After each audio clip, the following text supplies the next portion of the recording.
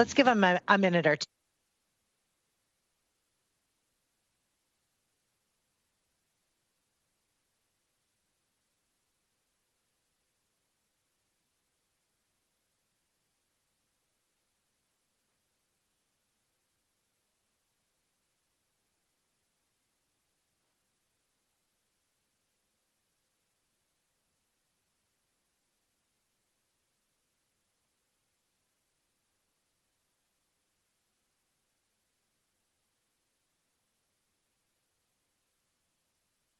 Ready when called upon.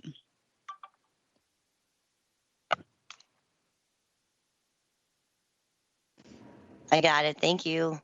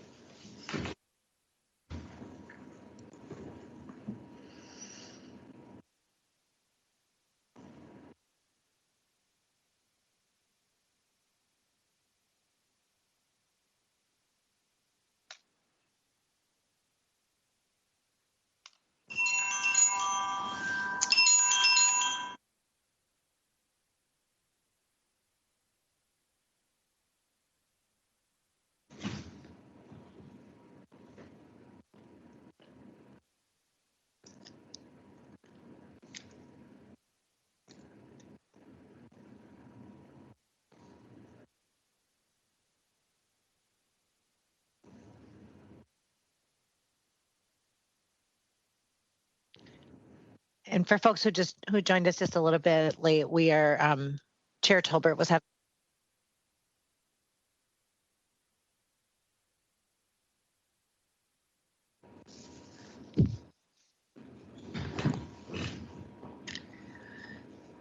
You got out of that one, Rebecca.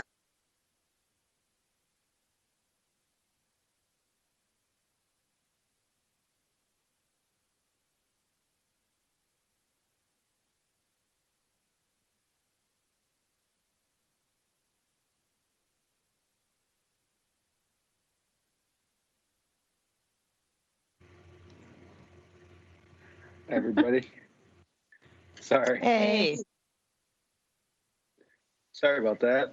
I don't know what's wrong with CenturyLink. So, Chair Tolbert, you can.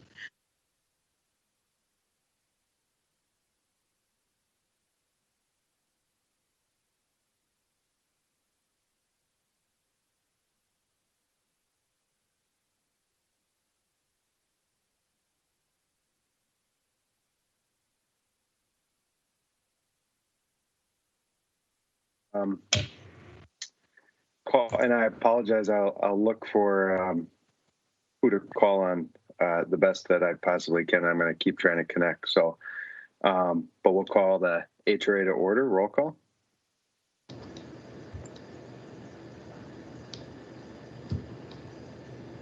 Sorry, I forgot to unmute myself. Brenmoen. Here. Jalali. Here. Naker. Here. Prince. Here. Tao. Here. Tolbert. Here.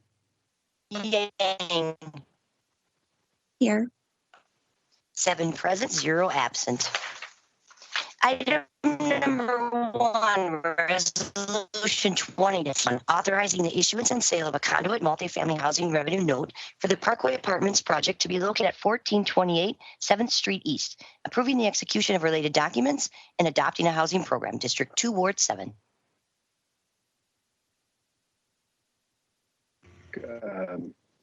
Director Goodman. Yes, thank you, Chair Tolbert. Commissioners. We do have a lot of items on the agenda today, so I'll try to be as brief as possible. On October 14th, the Board of Commissioners adopted a resolution approving the issuance and sale of conduit multifamily housing revenue note for the Parkway Apartments and the execution of related documents. Immediately prior to the adoption of that resolution, the borrower switched lenders. So the new lender advised that the borrower, that a different document structure would be required. At the recommendation of the Office of the City Attorney, the board is being asked to reauthorize the issuance and sale of the conduit multifamily housing revenue note for this project. And staff recommends approval of the item.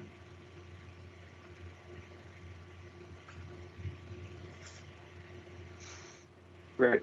Any questions or comments? Someone has their hand raised. Ms. Prince? Yes. This is in Ward 7.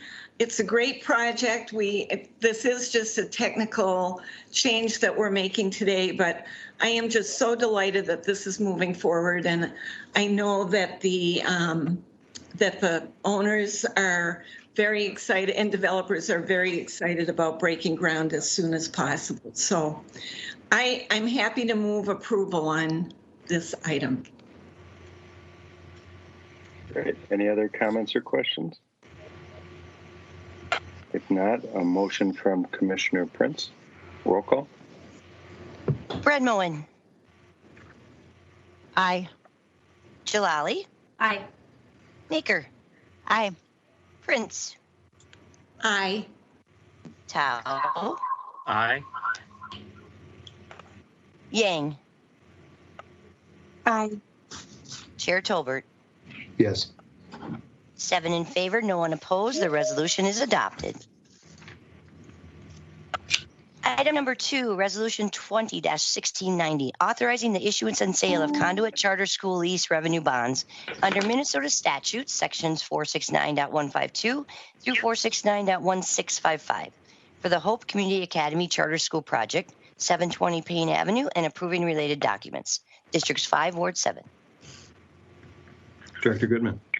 Yes, thank you, Chair Tolbert. Commissioners, the HRA held a public hearing regarding this item on November 18th. Written comments were received in advance of the meeting. Additional public testimony was taken during the hearing.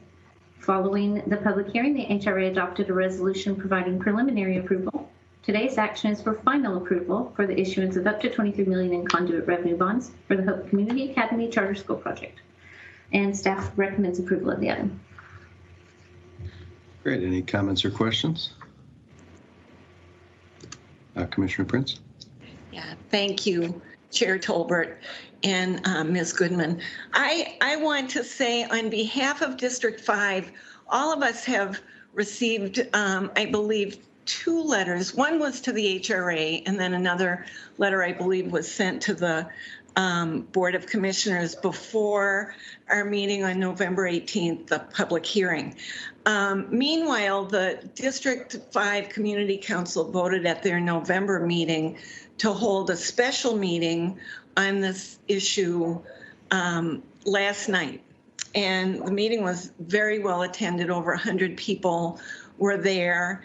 And the upshot of it was a good presentation by the school, by the developer, lots of questions about the site plan. We were able to reassure everybody that the site plan is still ahead of us, that by our actions today, we are doing nothing that that precludes that land use and site plan process. They made a motion to approve a parking variance that the developer is seeking, and they voted to allow the vote to occur by email by this Friday. I think the important thing about that is the BZA will not be meeting on this topic to consider the parking variance until later this month. So we are not in any way precluding District 5's involvement in that portion of the development. So with that, I would be happy to move approval The school has, as I said last time, the school has been a very good neighbor. The meetings that we have been having with various groups like the Friends of Swede Hollow and the Lower Phelan Creek Project have gone very well. Hope is committed to working with the Parks and Recreation Department on the Swede Hollow Master Plan. They have been hosting all of those meetings for that activity, and they have committed to work with the community on the master plan and ways that they can support that effort and be part of it. So again, with that, I will move approval. Thank you. Any other comments or questions? Okay. That's a motion from Commissioner Prince. Roll call. Bradmoen, Aye. Jalali, No. Naker, Aye. Prince, Aye. Tao, Aye. Yang, No. Chair Tolbert. Yes. 5 in favor, 2 opposed, that being Commissioner Jolly and Yang. The resolution is adopted. Item number 3, Resolution 20-1689, authorizing a lease amendment to the parking lease agreement with Wells Fargo Place for the World Trade Center parking ramp, District 17, Ward 2. Director Goodman. Yes, thank you, Chair Tolbert, Commissioners. This lease agreement was executed between the HRA and Wells Fargo Place in November of 2018. The purpose of the lease amendment today is to allow Wells Fargo Place to convert a portion of their spaces from unassigned to assigned or to reserved, so they're reserved for their tenants. The Wells Fargo Place is currently requesting that 40 parking spaces be converted to assigned for the benefit of a tenant, the Internal Revenue Service. The lease amendment will allow up to 100 of the 540 spaces to be converted to assigned spaces upon our written consent, HRA's written consent. So the terms of the conversion will also outline the parking rates to be charged for the assigned spaces. Know that parking rates for reserved spaces are always much higher because an unassigned space will typically turn over a couple or more times a day, generating more revenue per space. So just for an example, in this example, the agreed to rate for the IRS for an assigned space is $250 per month versus unassigned rate of $132 per month. So this item is to authorize those amendments, and staff recommends approval of the item. Thank you. Any comments or questions? All right, a motion from Commissioner Naker. Roll call. Bradmoen, Aye. Jalali, Aye. Naker, Aye. Prince, Aye. Tao, Aye. Yang, Aye. Chair Tolbert. Yes. 7 in favor, no one opposed. The resolution is adopted. Item number 4, Resolution 20-1715. Authorizing and approving investments for additional COVID-19 relief programs citywide. Director Goodman. Yes, thank you, Chair Tolbert, Commissioners. As you know, we've had several rounds of business support and relief programs with various funding sources over the past several months in response to COVID-19. I will go over some of those, those numbers on another item, so I'm not going to read through the history of all those funds on this item up to now.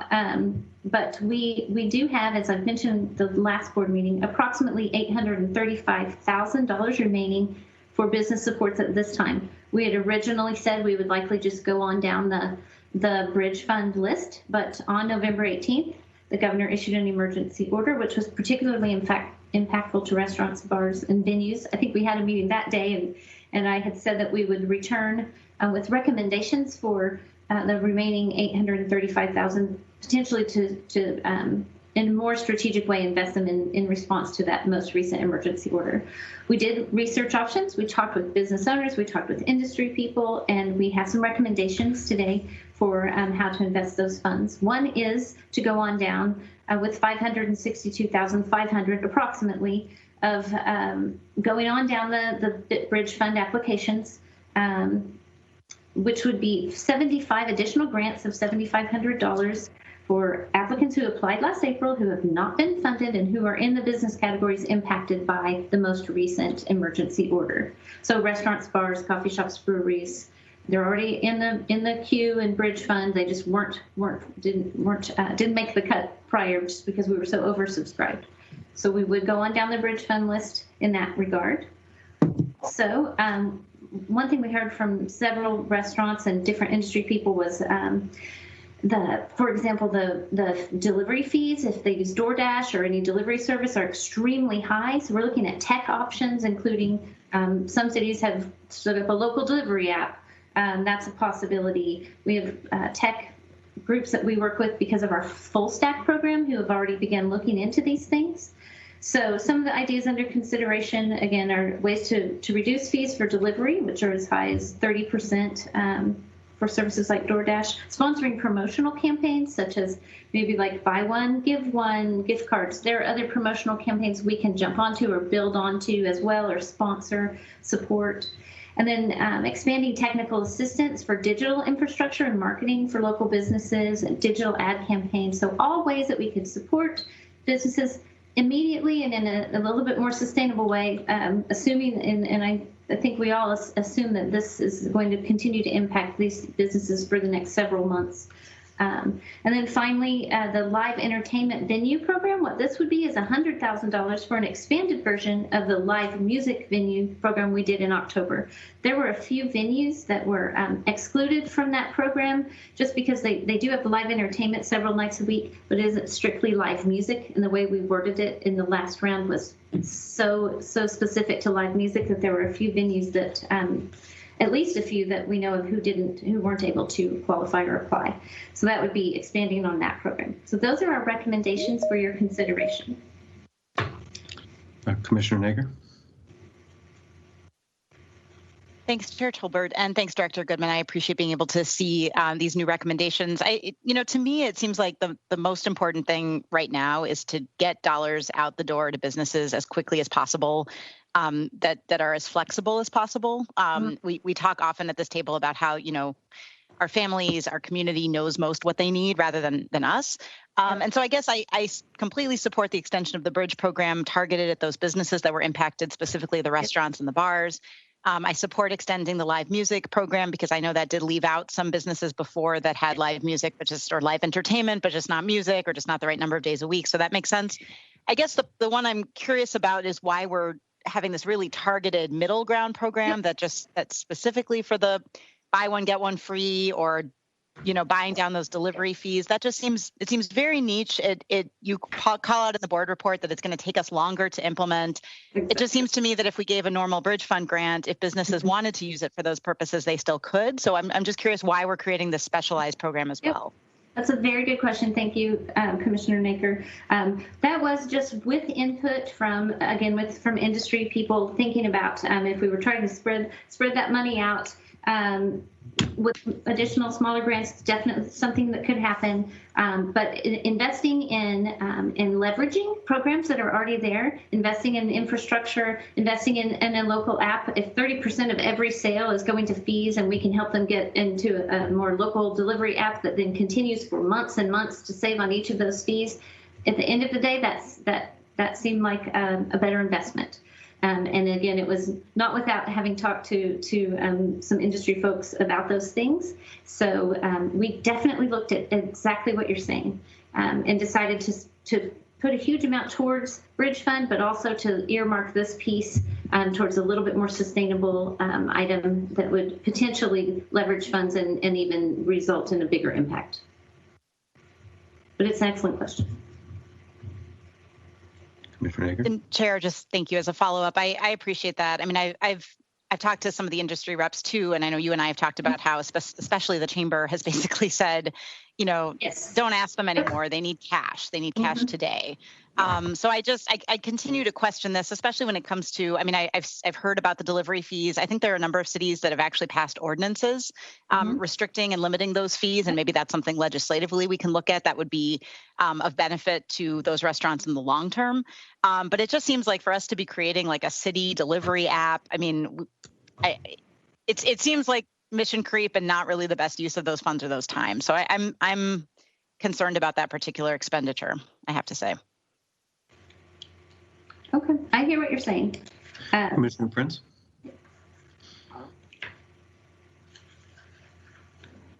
You know, I think I share Ms. Naker's concern. I think perhaps some more information would be available. Of the 75 additional grants we're able to fund through the Bridge Fund, how many does that leave on the list? Do we know?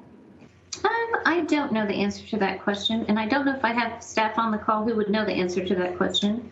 But I can find out. And the way that this item is authorized is it's fairly flexible. So if we were to approve it and then you know, it turned out that there wasn't a logical way to stand up some of these other programs, or there were funds remaining, we could continue down the Bridge Fund. That had already been authorized. So just so that you know that it's fairly flexible, and these are sort of approximate amounts to give you an idea. So we did target is a huge majority towards Bridge Fund, and then leaving this amount out to look at these other options. Well, I guess knowing that we have that flexibility is good. I don't know whether reducing the amount might make sense. I mean, I'm also concerned about the timeline and the use of staff time here.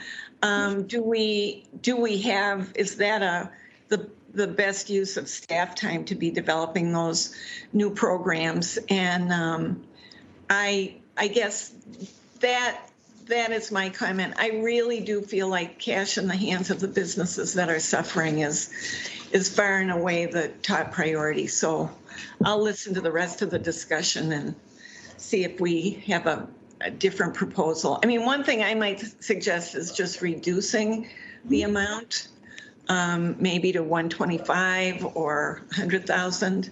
But in any event, that's kind of my suggestion. Understood. And I had a question about the Bridge Fund. So my understanding is that we are still going off the original list, which give or take was, you had to apply by, let's say, April 15th or something like that. Yes. Okay. So are we re-looking at how we are going to allocate that? Because obviously there are, I wish we could have given it to everyone who applied that was shut down at that point, but some of those businesses made it through, fortunately, and now they're completely open, and they might not be doing quite as well as they would have been a year ago, but they're surviving. Whereas, a restaurant like the Nook or Highland Grill or Tiffany, whatever they may be, they're really, they literally can't be open normal. And I think, as one restaurant owner said, even in the best case scenario with delivery, they're at 15% of their sales, which that's not enough to pay rent. Is there a way we can relook at how we're allocating that list? I don't want to, if there's businesses on there that are, closed again and they didn't get allocated the first time, that's fine. But is there a way for us to relook at how someone qualifies? Because I would much rather direct it at these businesses that can't be open at this moment. Right, understood. So we do intend to direct it at the businesses that are impacted by this emergency order that are already in the pipeline. As mentioned before, like it's to stand up a new program or start all over with application requirements is something that would be time intensive and wouldn't get the funds out as quickly as possible, and staff capacity would be a challenge. The Bridge Fund, as you know, was a huge lift. I wasn't here then, but I know that it was. That being said, as we go down the list, we are obviously checking to make sure the business even does still exist, what their circumstances are, if they are still the same, revisiting the businesses, but it is not a separate application process. We're not going through that process, a completely different application process with different criteria. Okay, I just think, I would like to relook at, one, I think we should open this back up. I think there are businesses who might not have applied to start with, that circumstances have changed. There's some people who are like, well, I'm not going to take any government dollars. We're going to make it through this, but circumstances a lot has changed in the last eight, 9 months. Is there a way for us to relook at how this program is being allocated? Because like I said, I mean, I agree with Councilmember Nagel. We want to get the money out the door, but we want to get it to the businesses that need it today. The most. Sure. I'm just trying to think if we're not going with the original criteria and the original list and working down the same list, that probably does introduce another application process and some time and some staff. I don't know if, since we will be looking at the specific business types, I mean, we will be looking at those things and again, revisiting to make sure that they are still eligible. But if you're looking for an opportunity for individuals to apply who didn't apply before, we would have to reopen the whole program and kind of, start over with another application process. Okay. Commissioner Naker. Thank you, Chair Tolbert. I have a suggestion about the discussion that was just being had, and then one about the earlier conversation about the restaurant promotional fund. I wonder if perhaps reopening the application to new businesses and allowing new folks to apply using the same application as before, and those folks just go to the bottom of the list, and as staff goes through, they are not funding businesses that aren't in operation anymore, might be sort of a compromise measure to open it up again to new businesses that need it, but not have to completely start from scratch. And then my other suggestion is that, I don't want to line item out the entire restaurant promotional fund idea. I think it's an interesting concept. I just worry about how quickly we'll be able to get the dollars out the door and the use of staff time. So I would be comfortable saying that if by January 30th, those dollars are not spent on the restaurant promotional fund idea, that they then go into bridge fund. And that to me seems like a reasonable way to give us a time to see if it works out. And if not, we're not holding those dollars back and they can get out the door. Understood. Let me see if I have any staff. I'd accept that as a friendly amendment if that's a motion for amendment. Did you have Director Goodman? Thank you, Commissioners and Chair. I just wanted to clarify, is the amendment regarding the tech piece, and then do you have a question about the bridge fund or is the amendment to reopen the bridge fund? And I just want to get clarification on the direction. Well, I think I may have been making two motions for the price of one, so I can state them separately. One motion was to reopen the bridge fund application to allow new businesses to apply, and that those would go to the bottom of the list, but that staff would go through the existing list and obviously not grant to businesses that are no longer operational. And the second, I'll state them both now. I don't know if we can take them both together. And the second motion was to amend the guidelines so that the restaurant and brewery promotional and tech program would have until January 30th to disperse of its $172,500. And after that, those dollars would go back into the bridge fund. Thank you. Can I have one additional piece of information just to make sure that we're clear? Thank you, Commissioner. So we do have more than enough restaurants and other businesses on the list now, so we can do that. But we already have enough, more than there would be, we wouldn't be getting to the bottom of the list, is what I'm trying to say, if we did it that way. I'm getting word from staff. So I was going to see if I had staff that had any comments that might be helpful to you, but I know you've got something on that motion on the table at this point. So I would accept, maybe for now, I can accept the restaurant and brewery promotional thing as a friendly amendment since it's, I'm the author of the ordinance. The second thing, and maybe I think we're thinking along the same lines, Commissioner Naker, something to the effect of giving staff, I want to pass this today because we want this money to go, and I don't know when the next HRA meeting is going to go, but I think giving staff the direction to tweak the program to allow new businesses that have not yet either previously didn't qualify or previously didn't apply to be able to get onto the list. Or something to that effect. I want to make sure we're focusing our very limited dollars on the businesses that are really struggling the most right now. Mm-hmm. Okay. We would need direction on, are you saying to look at all of them then and through a different set of criteria issue by need or add them to the bottom. And if we ever get to that point, then they get to, because it will, if we open it back up, we have to open it back up, and then we have to do something with that. We either have to decide that they're all going to like another future round, or we look at every application that we have and try to somehow determine who has the most need. I'm just telling you that that would be an administrative lift. I'm not suggesting that we can't do it. I just want to put it in your mind like what that would look like. So maybe the better question is if the test has a business been affected by COVID, I can't imagine that's like saying has a person been affected by COVID. Every person in our society, even the most isolated of persons, has been affected by COVID. So I'm saying, is there a way that we can raise the bar so that those that are most affected by COVID, particularly a shutdown order, I know we didn't do extra points, but is there a way to really focus that? Let me ask, I believe Martin is on the call, and I, again, wasn't here when we went through Bridge Fund, so I want to get someone who was deeply involved just to potentially answer any of your questions or bring up something that I am not thinking of. Martin, are you on the call? Martin Chico? Yes, thank you. Martin Chico with PED. Chair Tolbert, we're going to be going back through the list and only selecting those businesses off the list in order that are in fact impacted by the most recent order. So we're skipping over the chiropractors and we're only going to the restaurants. We're verifying that all of them are still in business. We wouldn't give a grant to a business that's no longer there. But our assumption is that any restaurant or bar or place that was impacted by the governor's most recent order would be negatively impacted because they're basically closed. And we have probably over 100 such business names still on the list.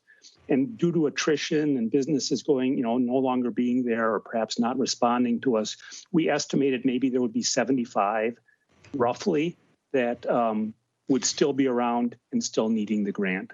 And so we're skipping over a lot of other businesses, that are on the list currently in this round that we're proposing. Okay. All right. I think that changes my understanding of what this next allocation is going for, and I think it makes sense. I have a ton of people with their hands up. I'm going to start with the lawyer because I think he probably wants clarification on the amendments that we've made, and then I see you, Commissioner Yang, and others now get to you. But let's get to the lawyer quick to make sure we're doing everything right. Mr. Niblick. Thank you, Chair Tolbert. Commissioners. I did, in fact, just want clarification. I do believe that based upon the way the resolution is written, we would have to have some amendment to the resolution to further clarify how the funds and the tech program will be shifted to the Bridge Fund program after January 30th. And while I understand we still have additional commissioners that want to put an input, I believe that the first order of business after the input is done is to continue Commissioner Naker's motion and take a formal vote on it. That way we have clear language that's been fully approved by the board before we vote on the full resolution. Okay. Mr. Niblick, do you want to write something up while we continue this conversation that we can, I think, 2 separate amendments maybe? Sure. I've already written something up based upon Commissioner Naker's resuscitation of desires, and I will propose it to the board prior to any vote. Okay, thank you. All right, let's see, people put their hands down now that I said we had a bunch of people with their hands up. Anyone? If not, let's do, Commissioner Naker, do you want to start with the restaurant and brewery, the January 3rd date? Sure, and Chair Tolbert, it sounded like perhaps if your concerns were satisfied with the description that Mr. Schickel gave, then I'm not sure there is a second amendment. So I think it's, and maybe Mr. Niblick, it's a change to number 1 in the resolution because it refers to conditions as described in the board report, and maybe it's just sort of with the exception that the restaurant promotional fund will, et cetera, et cetera. I'm out of my pay grade here. Chair Tolbert, Commissioner Naker, that's exactly correct. The language I had proposed is in the first resolved comma at the end of the sentence, and then language that says whereby the funds that are currently earmarked for the tech program would transfer to the Bridge Fund program if unspent as of January 30th, 2020 or 2021. So moved. All right. Any comments or questions on that amendment? If not, let's take a, who's put their hand up? Hold on. My apologies. That was B, and I thought it was actually, I thought I was lowering it, not raising it. All right. Roll call. Brenmoen, Aye. Jalali, Aye. Naker, Aye. Prince, Aye. Tao, Aye. Yang, Aye.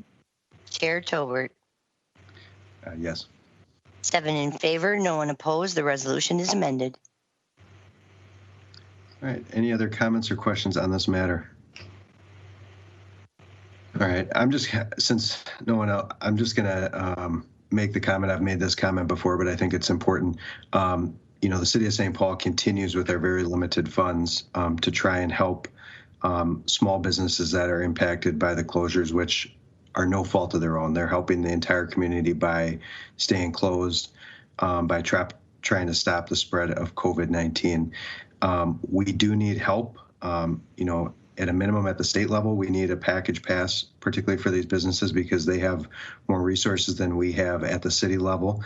As this discussion, I think, has made clear, there are a lot of businesses that are still not going to get help, or businesses that are going to need help again that might have already had help. But more than anything, we need Congress, particularly the United States Senate, to act and pass a second CARES package, not only for businesses, but for people who are really struggling right now. It is dire out there. There's a lot of unemployed people. There's people who've exhausted their public benefits. There are people who are furloughed from their jobs. Many of these businesses, their employees are furloughed or laid off for the time being. And we need Congress to act and to make that clear. Like I said, we're doing what we can with the very limited resources that we have as a city and trying to help and direct them, as this conversation is evidenced by this conversation, but we really need Congress to act and pass a CARES Act too. So any other comments or questions? If not, a motion from Commissioner Jalali. Roll call. Brenmoen, Aye. Jalali, Aye. Naker, Aye. Prince, Aye. Tao, Aye. Yang, Aye. Chair Tolbert. Yes. 7 in favor, no one opposed. The resolution is adopted as amended. Item number 5, Resolution 20-1702, approving and authorizing the execution of municipal advisory services agreements with the financial service firms of Baker Tilly, Ellers, and PFM Financial Advisors, LLC, citywide. Director Goodman. Thank you, Chair Tolbert and Commissioners. Baker Tilly, which is formerly Springstead, currently provides financial services for the HRA under a joint contract with the city. This contract expires at the end of this year, 2020. The city and the HRA, along with the Port Authority, jointly issued an RFP for municipal advisory related services for the provision of services related to financial planning, capital budgeting, debt issuances, economic development, financial services, and other related services. 4 firms submitted proposals, and staff, including myself, Director McCarthy, Port Authority, others, interviewed the candidates and evaluated the proposals. And there are 3 firms that we recommend entering into agreements with. That would be Baker Tilly, Ellers, and PFM. All of this work will be transactional, so nothing specific in the contract about how much we would spend or how much work we would give them. It will all be transactional. When we have a specific scope, we would either be able to select one of those firms, potentially based on their specialties or qualifications, or have them each propose, a fee for that work. So this item would authorize execution of agreements with those 3 firms listed, and staff recommends approval of the item. Great. Any comments or question? If not, a motion to approve from Commissioner Prince. Roll call. Brenmoen, Aye. Jalali, Aye. Naker, Aye. Prince, Aye. Tao, Aye. Yang, Aye. Chair Tolbert. Yes. 7 in favor, no one opposed. The resolution is adopted. Item number 6, Resolution 20-1687, accepting additional grants of $1,325 from the St. Paul and Minnesota Foundation and amending the 2020 Housing and Redevelopment Authority budget citywide. Director Goodman. Thank you, Chair Tolbert and Commissioners. This is a little bit of housekeeping. When the Bridge Fund was created, the city partnered with St. Paul and Minnesota Foundation to accept private donations to expand the reach of the Bridge Fund. Actual private donations were ultimately $1,325 more than what has previously been authorized for acceptance by previous resolutions. So this is just to authorize acceptance of that last little bit of donations to the Bridge Fund, and staff recommends approval of the item. Great. Any comments or questions? If not, a motion to approve by Commissioner Brenmoen. Roll call. Brenmoen? Aye. Jalali? Aye. Naker? Aye. Prince? Aye. Tao? Aye. Yang? Aye. Chair Tolbert? Yes. 7 in favor, no one opposed. The resolution is adopted. Item number 7, Resolution 20-1685, amending the 2020 HRA General and Parking Enterprise Fund spending and financing plans citywide. Director Goodman. Thank you, Chair Tolbert and Commissioners. This one's just some amendments since March 1st. As you know, the COVID pandemic has significantly impacted parking revenues. And so because of that reduction in revenues, we had to make several adjustments to the PED operations budget, the general fund budget, the Parking Enterprise Fund budget, and the World Trade Center Parking Enterprise Fund budget. So an amendment to the PED operations budget is on the City Council agenda. The other funds will also need to be amended to accurately reflect those adjustments. So in addition, to those amendments, the general fund budget for administrative advances to the HRA TIF districts needs to be amended to more accurately reflect the advances that are needed. What that means is the advances allow PED to charge administrative and staff costs to the TIF districts that have not started creating revenue.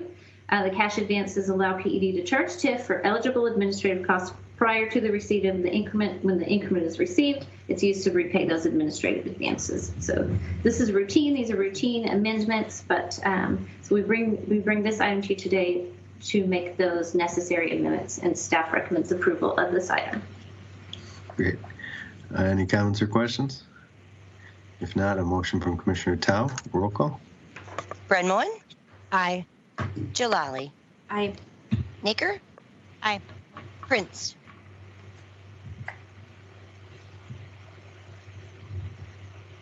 Hey, you're on mute, Jane. Aye. Tao?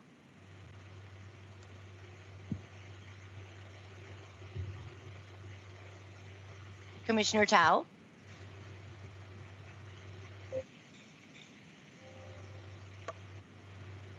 Yang? Aye. Chair Tolbert? Yes. Commissioner Tao? Aye. Sorry, I lost connection there. Thank you. 7 in favor, no one opposed. The resolution is adopted. Item number 8, Resolution 20-1681, approving the final 2021 HRA budget and certifying the final HRA property tax levy payable in 2021. Director Goodman. Yes, Chair Tolbert, thank you. Thank you, Commissioners. You've already seen 2 budget presentations from me, and I know you've heard from Finance more than once. I'm not going to cover much of the numbers. I would like to take just a few minutes to show you just a few slides quickly to kind of remind you about the work we're focusing on this year, why it's important, and then quickly recap the technical changes that have been made since the last time you saw the numbers. So I'm going to share my screen. It won't take long. Tell me if you can see my screen. Because I can't see you, so you'll have to tell me if you can see my screen. We can't see it right now. Okay, hold on. Try again. There we go. Okay. Okay. Just a few slides. Just a reminder of the presentation dates. What I've brought to you, the action today is as just mentioned, board action on the budget, including technical changes and the HRA levy.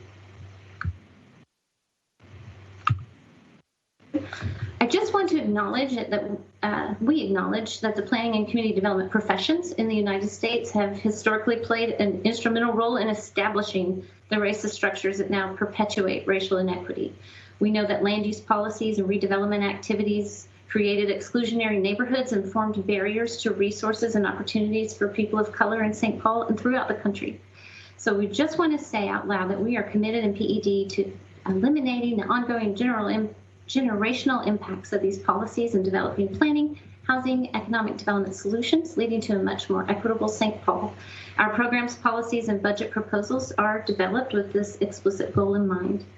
So just quickly, I don't even need to read through all of this, as you've seen it all before. In planning, these are, we just passed a comprehensive plan which supports job growth, housing development, and community wealth building. There's policy work that needs to be done to dismantle these barriers to an equitable community, and making sure that these large-scale redevelopment opportunities ensure a place of opportunity for all. Housing, again, you've seen many of these numbers in previous slides. Housing is fundamental for all of us. Safe, stable, and affordable housing provides families a solid foundation for all areas of our lives: school, work, health, well-being, and it's just critical for strong communities. So these are all programs you are aware of. These are some of the outcomes that we've shown you before, but just to remind you of their importance and how they're connected to this commitment.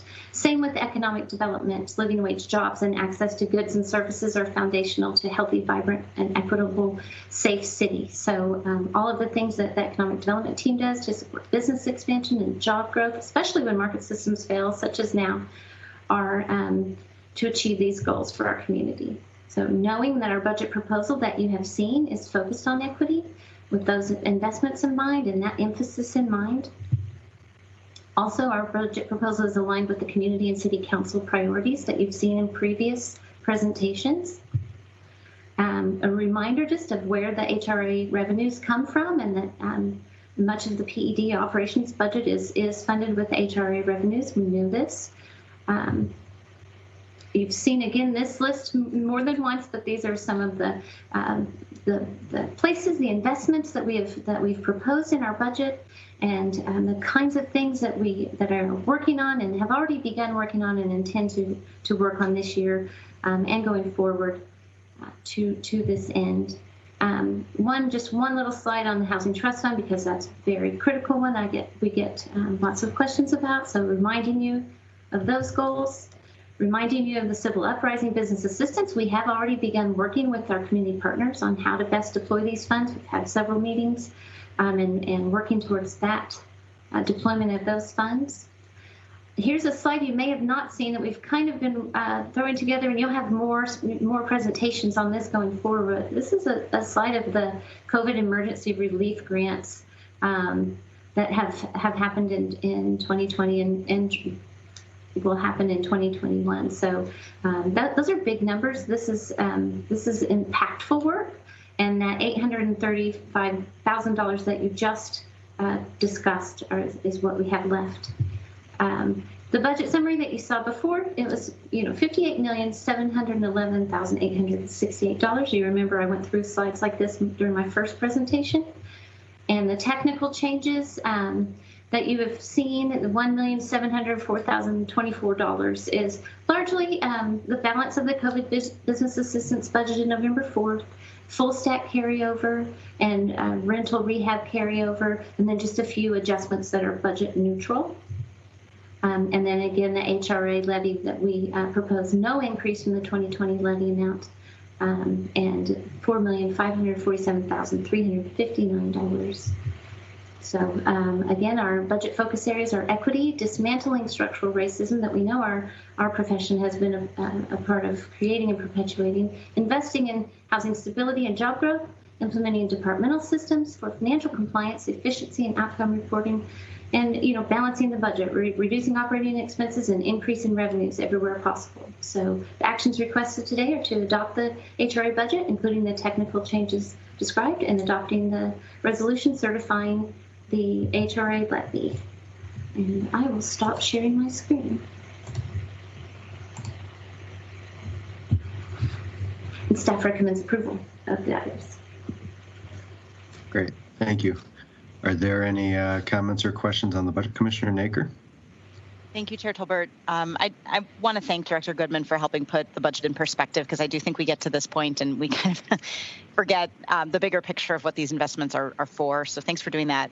And I also just want to go back to our HRA budget presentation a bit and just remind myself, I guess, of the fact that we had talked about the HRA, the sustainability long-term of the HRA budget, and the fact that while this year's budget doesn't solve that problem, that is something we need to start, I believe you said, Director Goodman, early on next year. So I'm glad that you flagged that issue, and I'm looking forward to working on that long-term sustainability well before budget process next year. Absolutely, as am I. Thank you, Commissioner. Commissioner Prince?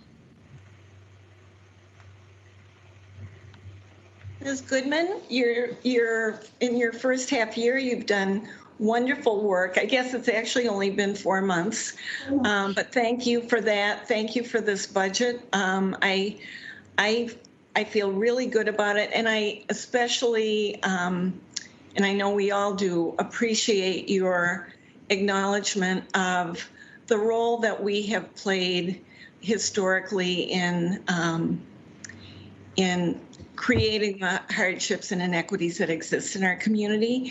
And I also deeply appreciate the focus that you're putting on working with developers and business owners who are immigrants and of color. I can't stress strongly enough that I continue, I have about 3 businesses I'm working with right now. They're all owned by people of color. They're in various states of wanting to expand or relocate. And what I think we really need to continually remind ourselves is, with our cultural differences, with the way we approach issues like banking, we really need to, when we meet with these business owners or developers, we need to say, what is the goal? And then figure out how to get to it, and not wait for the developer or business owner to ask the right question. It is extremely difficult. This comes up time and time again for me throughout the work we do at the city. But we have to be able to not wait for the right question, but to be able to help create the path to the goal.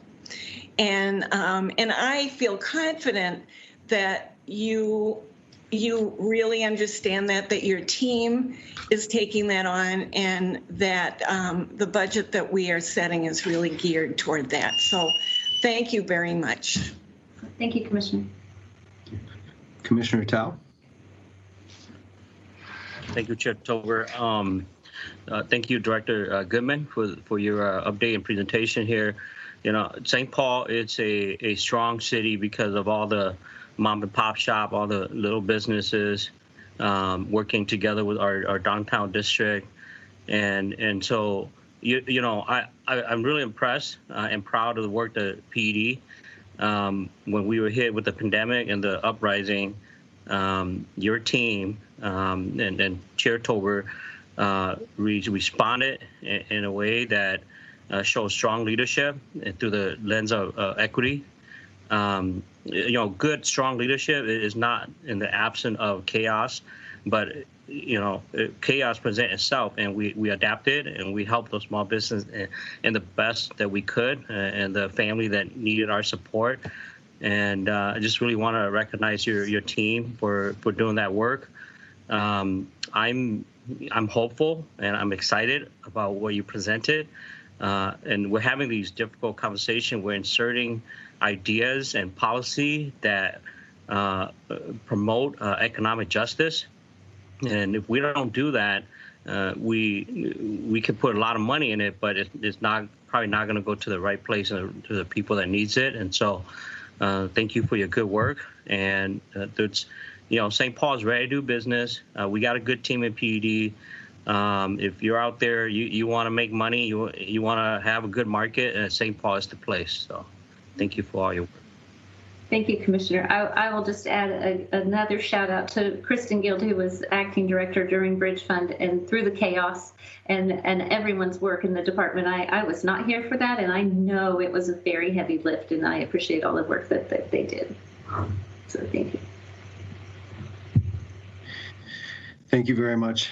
And I'll take this moment to thank you, Director Goodman, to thank Kristen Guild for her leadership over the last year as well. And I'm not going to start listing the rest of your team because I know that I'll forget somebody, and it won't be on purpose. And I also want to take the opportunity to thank the Office of Financial Services, which has worked with us a lot, and particularly in the council office, Holly Houston, who was very helpful as we set this budget up and had all of our meetings.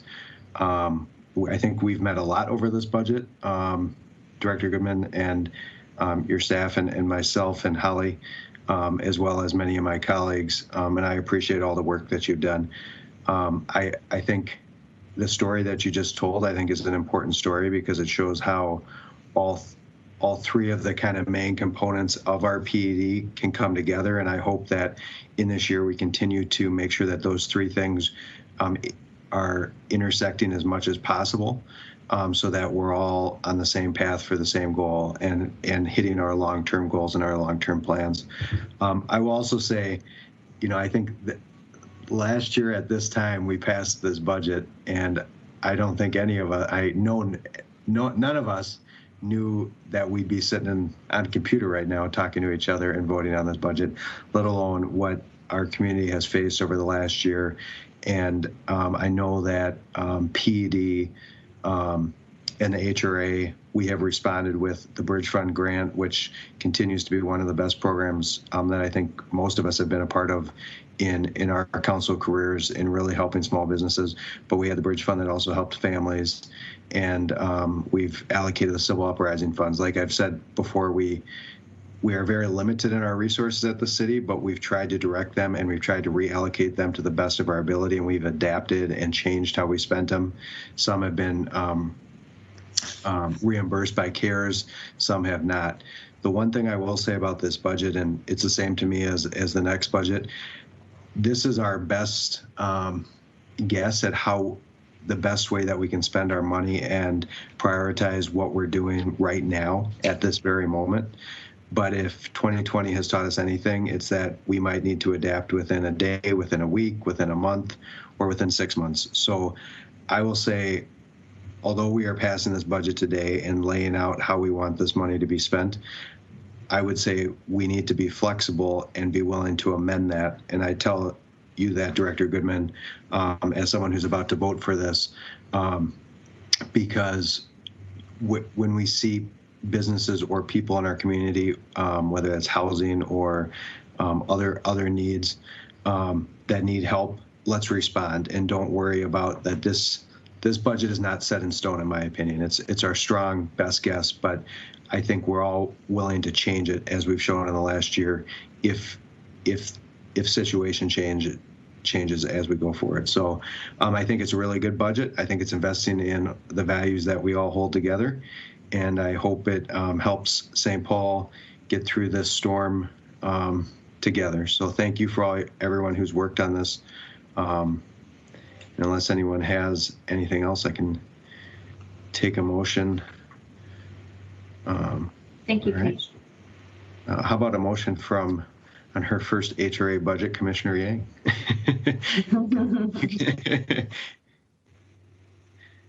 All right, roll call. Brenmoen. Aye. Jalali. Aye. Naker. Aye. Prince. Aye. Tao. Aye. Yang. Aye. Chair Tolbert. Yes. 7 in favor, no one opposed. The resolution is adopted. Item number 9, Resolution Public Hearing 20-279, authorizing the conveyance of property to Dayton's Bluff Neighborhood Housing Services and the City of St. Paul, and entrance into a development agreement for the Village on Rivoli Project, District 5, Ward 5. To provide comments on this item during the public hearing, please call 651-266-5860. Great. Director Goodman? Thank you, Chair Tolbert, Commissioners. On these next two items, I'm going to ask Housing Director Kayla Shuckman to provide the staff report. She has really important background that I'd love for her to share with you. Good afternoon, Chair Tolbert, Commissioners. This request is for the approval of the sale and conveyance of HRA-owned property to Dayton's Bluff Neighborhood Housing Services, intended for redevelopment as Phase 3 of the Village on Rivoli project. We are also requesting today approval of conveyance of HRA-owned property to the City of St. Paul for parking associated with the Richard H. Rowan Public Safety Training Center, and authorization to enter into a development agreement with Dayton's Bluff in order to carry out the development of Phase 3 of Village on Rivoli. This is a development that you all have more history than I do. It's been in the works for well over 15 years. And the development agreement that was initially authorized dates back to 2004. Dayton's Bluff has been working with the city, funding partners, District 5, and the Railroad Island Task Force over the intervening years to fund cleanup, redevelopment, and planning efforts. So the last action before the HRA on April 27, 2016, approved the sale and conveyance of 7 lots and entrance into an updated development agreement that contemplated the build out of the entire Village on Rivoli development plan. To date, 12 units have been constructed and sold to owner occupants. And the current phase is for 9 additional units. Dayton's Bluff has secured funding through MHFA and the city's STAR program for this phase. And in order to proceed, the HRA will need to convey its interest in 5 parcels to Dayton's Bluff and enter into a development agreement.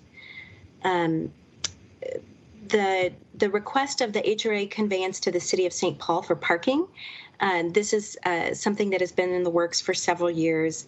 The parking lot has been constructed, and the land has now been platted, and the parking lot portion can now be conveyed to the City of St. Paul.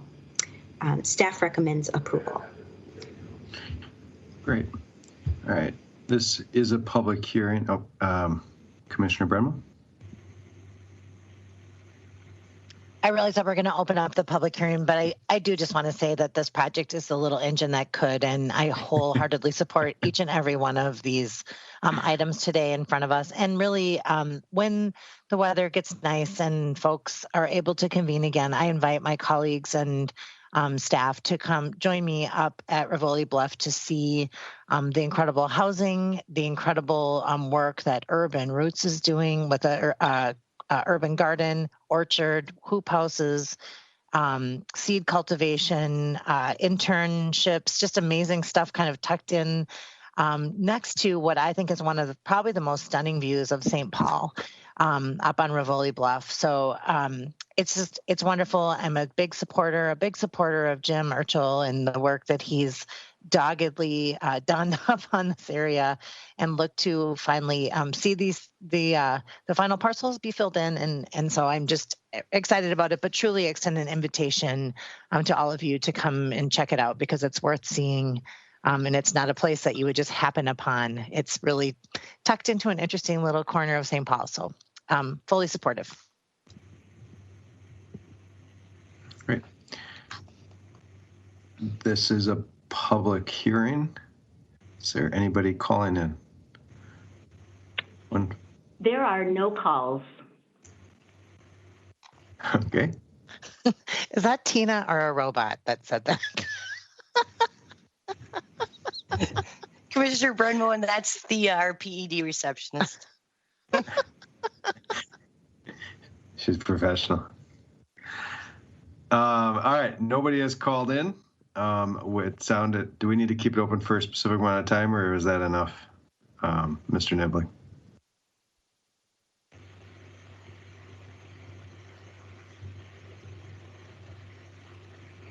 I will actually defer to staff whether or not this line is one of the lines that have the delayed call-in. So if Tina or anyone else could confirm whether or not this does have a delayed call-in. I know for the bond issuance notices, we do have a delayed line, so we hold it over for 3 to 5 minutes. But I'm unsure whether or not this line also has that same delay. This is Sean with the Office of Technology. There may be up to a 1-minute delay on the Granicus feed as well as the Comcast broadcast. So you want to make sure you just give it a moment. So there may be a small lag up to 1 minute. All right.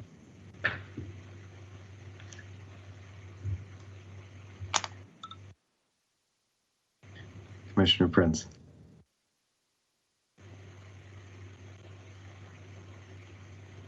You are on mute, Commissioner Prince.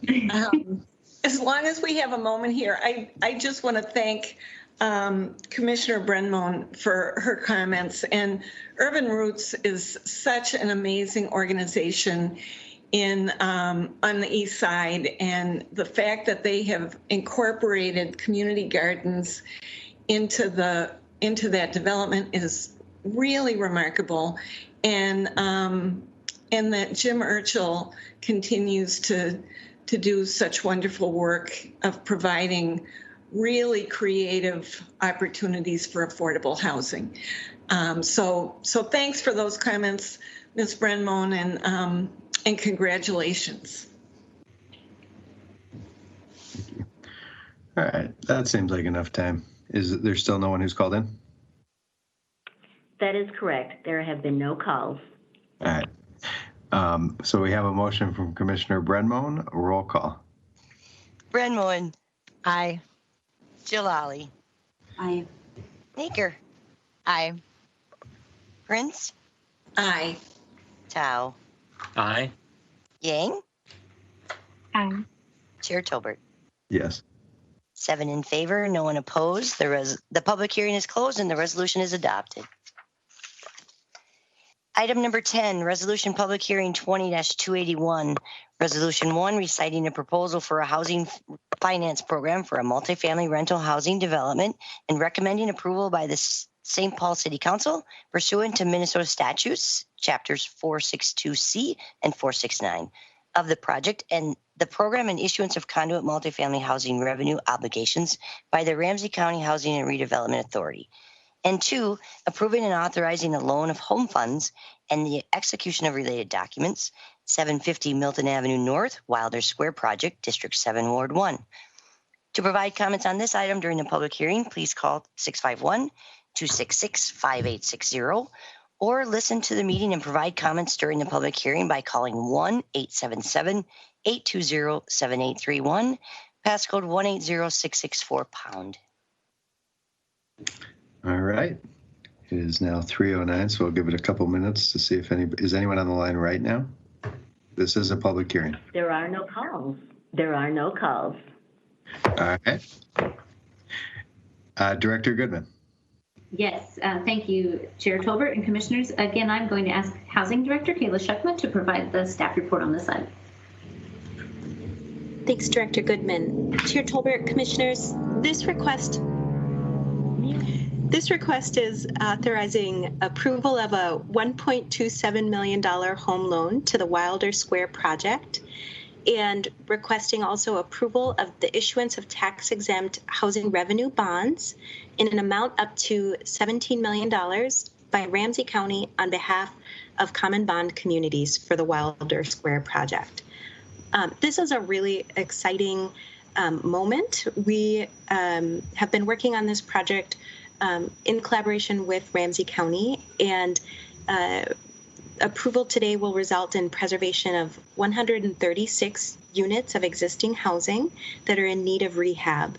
And that includes 90 units with federal project-based Section 8 contracts, which allow tenants to pay 30% of whatever their income is towards rent, which is the definition of affordable. You'll also note that we are asking for approval of Ramsey County to issue bonds for this project rather than HRA as bond issuer. And this partnership will allow state bonding authority to be used for this project, since we don't have enough tax-exempt bond entitlement to support the production and preservation that we need in St. Paul and all of the projects that we have currently in our pipeline. So we are very grateful for the partnership of the county, and this is a really important way that the county is supporting increased affordable housing. And staff recommends approval. That's great. And I think this is a, well, Commissioner Tao. Sorry. Thank you, Chair Tolbert, and thank you, Director Schuchman. This is one of those projects we talked a little bit earlier about preserving affordable housing, and it may be complex on the back end, but on the front end, I think this is one of the best way to create affordable housing is to preserve, and so I'm happy to support this. This is right by Milton and Pierce Butler. It's that building itself. It's a community by itself, and so this is a good way for us to keep that community together to continue to have affordable housing. So look forward to supporting it. Thank you. And I will say, in addition to that, I think this is an important. I think this is an important moment that we need to stop and recognize, and that is Ramsey County's HRA stepping up to the plate and joining us in our quest to provide more affordable housing within our community. So thank you to Ramsey County. I'm sure there's many up there, but particularly Commissioner Mesta Castillo. She has been pushing for this as HRA chair. That I think one of my first meetings with her when she first got elected was saying, we want to do this. And I appreciate our staff working with Ramsey County staff to get this done. But we should recognize that this is, we continue to have better partnerships with Ramsey County. When I first got elected, there seemed to be a wall, and we are slowly tearing down those unnecessary intergovernmental walls so that we can have a common purpose and put our resources together. So thank you to Ramsey County for being a part of this, and Director Schuchman, thank you for your work collaboration with Ramsey County to get this done. So thank you. Commissioner Bremont, you have your hand up. Does that, I think it's from last time still? Maybe it was just an omen. I so appreciate what you just said about Ramsey County. Thank you for saying that. It's a huge deal. It's a huge deal and worth noting. And I think also the hat tip to Commissioner Mattis Castillo for the strides she's making in that regard. So thanks for saying that. And I'll just echo it and then put my hand down. All right. Jenny Bolton, you have your hand up. Is there someone on the line? There are no calls. Thank you. I just wanted to confirm for the record that no one has called in on my line. Okay. And it sounds like no one called in on the other line as well? All right. That is correct. All right. Doesn't look like anybody has any more comments. I will take a motion to close the public hearing and approved by Commissioner Tao. Roll call. Brenmoen. Aye. Jalali. Aye. Naker. Aye. Prince. Aye. Tao. Aye. Yang. Aye. Chair Tolbert. Yes. 7 in favor, none opposed. The public hearing is closed and the resolution is adopted. And on number 9, Commissioner Brenmoen, would you be willing to recall it? I just said you made a motion. I did not say you a motion to close the public hearing and approve. So would you recall number 9 so we can properly motion that? Yes, please recall number 9. And we got a motion from Commissioner Brenmoen. Roll call. Brenmoen. Aye. Jalali. Aye. Naker. Aye. Prince. Aye. Tao. Aye. Yang. Aye. Chair Tolbert. Yes. 7 in favor, none opposed. The public hearing is closed and the resolution is adopted. Nope. That was to recall the item. Oh, I'm sorry. To recall the item. So if you can read that again to recall the item and then read the resolution, that would be great. So 7 in favor to recall the item. Item number 9, resolution public hearing 20-279, authorizing the conveyance of property to Dayton's Bluff Neighborhood Housing Services and the City of St. Paul, and entrance into a development agreement for the Village on Rivoli project, District 5, Ward 5. Okay. And we had a public hearing on this matter, kept it open, and had a motion. But to be clear, a motion from Commissioner Bremont to close the public hearing and approve. Roll call. Brenmoen. Aye. Jalali. Aye. Naker. Aye. Prince. You're on mute, Commissioner. Aye. Tao. Aye. Yang. Aye. Chair Tolbert. Yes. 7 in favor, none opposed. The public hearing is closed. And that brings us to the end of the agenda. Thank you, everybody. Thank you, staff. This was a long agenda, and a special shout out to my neighbor for letting me use her Wi-Fi throughout this meeting. Thanks, Asha. I'm sure she's not watching, but we are adjourned. Thank you. Thank you all.